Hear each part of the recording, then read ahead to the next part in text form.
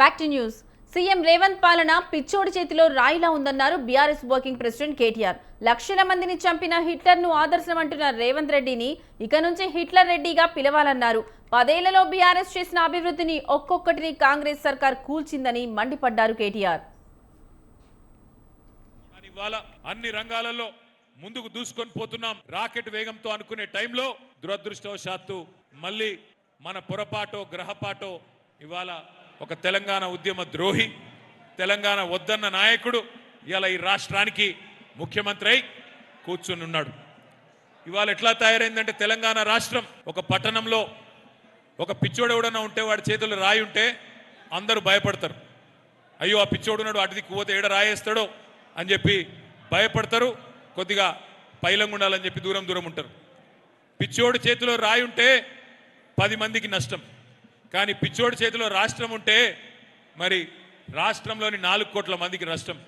ఇవాళ ఈ రాష్ట్రాన్ని పరిపాలిస్తున్నది ఎవరు? ఒక హిట్లర్ రెడ్డి. ఆయనదాయనే చెప్పుకున్నాడు, నాకు హిట్లర్ ఆదర్శం, హిట్లరే నాకు ఆదర్శం అట. ఒకసారి మీరు ఆలోచన చేయండి. ఎవరన్నా మీకు ఎవరయ్యా మీకు స్ఫూర్తి, ఎవరు మీకు ఇష్టమైన నాయకుడు అంటే ఒక శ్రీరామచంద్రుడు అంటారు, లేదా ఒక అంబేద్కర్ అంటారు, లేదా ఉత్తమ పరిపాలకుడు ఎవరన్నా ఉంటే ఒక గాయన ఆదర్శం అని చెప్తారు. కానీ రేవంత్ రెడ్డి గారికి ఆదర్శం ఎవరు? ఒక నరకాసురుడు, ఒక రావణాసురుడు. వాళ్ళను మించి లక్షల మందిని చంపిన హిట్లరు ఆయనకు ఆదర్శం అంట. అందుకే ఇక ఆయన పేరు రేవంత్ రెడ్డి కాదు, ఆయన పేరు ఈ కాడ నుంచి హిట్లర్ రెడ్డి.